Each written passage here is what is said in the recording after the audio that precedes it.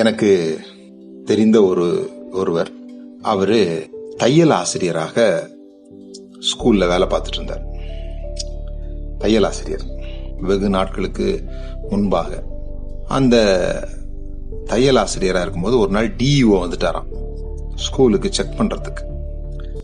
வழக்கம் போல இவங்க எதுவும் நடத்தாம இருந்திருப்பாங்க போல் இருக்கு. டிஇஓ வந்தவொடனே இப்ப என்ன பண்றதுன்னு தெரியாம, திடீர்னு வந்ததுனால என்ன பண்றதுன்னு தெரியாம டக்குன்னு ஒரு ஊசியும் நூலும் எடுத்து எல்லார் கையில ஒரு ஊசியும் நூலும் கொடுத்து அதை கோர்க்க சொல்லியிருக்கிறார்.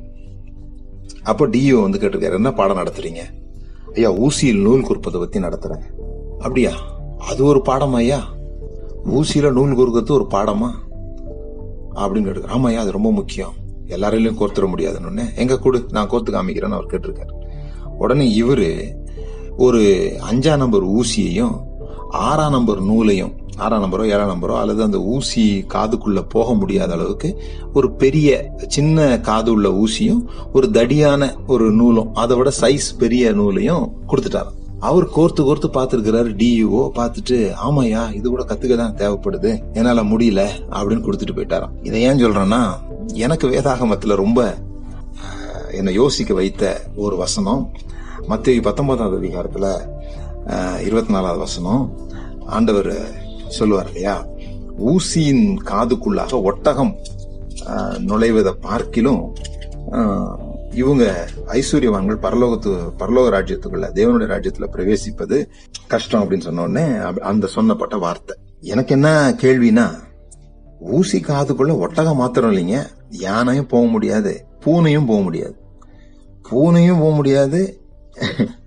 எதுவுமே போக முடியாத ஒரு ஊசி காதை எடுத்து வச்சுக்கிட்டு அதுல ஒட்டகம்னு குறிப்பிட்டு சொல்வதற்கு என்ன காரணமா இருக்கும்? இந்த ஒட்டகத்துல என்ன விசேஷம்? ஏன் அவர் வேற எந்த மிருகத்தையுமோ வேற எதையுமோ சொல்லாம ஒட்டகம் சொன்னாருன்னு எனக்கு ரொம்ப நாளா ஒரு கேள்வி. அப்போ சில பேர் இப்படி சொன்னாங்க, அங்க வந்து ஊசி வாசல்னு ஒரு வாசல் இருக்கு, அங்க வந்து ஒட்டகத்துலதான் பிசினஸ் பண்ண போவாங்க, அதுல லோடு ஏத்திட்டு வருவாங்க, சாயந்தரமானா பெரிய கதவை சாத்திடுவாங்க, சின்ன கதவை தான் இருக்கும், அதுக்குள்ள அந்த ஒட்டகத்தால போக முடியாது அப்படின்லாம் விளக்கம் சொன்னாங்க.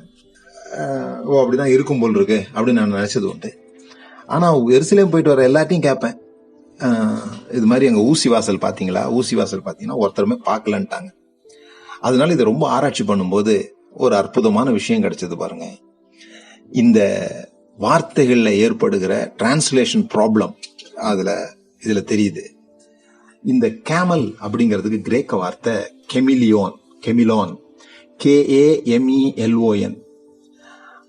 அதே KAME போடாம KAMILON போட்டா அதுக்கு ரோப்புன்னு பேரு, தடி கயிறுன்னு அர்த்தம். சோ இங்க ஒரு சின்ன மாற்றம் நடந்து போச்சு. ஏன்னு சொன்னா, அந்த காலங்கள்ல அவ்வளவா அந்த வவல்ஸ் யூஸ் பண்ண மாட்டாங்க. AEOவும் கிடையாது, AIOவும் கிடையாது. அப்ப ரெண்டுமே என்னதான் வந்திருக்குதுன்னு சொன்னா KMLN, அவ்வளவுதான் வந்திருக்கு. KMLN, அதுக்கும் KMLN. இப்பதான் நாம வவல்ஸ் யூஸ் பண்ண ஆரம்பிச்சிருக்கோம். அப்போ ரோப்புன்னு பயன்படுத்த வேண்டிய இடத்துல அவர்கள் ஒட்டகம் என்று மாற்றிவிட்டார்கள். ஒரு ஊசியின் காதுக்குள்ள தடி கயிறு போக முடியாதது போல, ஊசியின் காதுக்குள் தடி கயிறு போக முடியாதது போல அப்படின்னு சொன்னார். எது எப்படியா இருந்தாலும் ஒரு சின்ன ஓட்டைக்குள்ள பெரிய பொருள் போக முடியாதது போல, சிற்றின்பத்திலே அதிக நாட்டம் கொண்டவர்கள் பேரின்பத்தை அடைவது கடினம் என்று இயேசு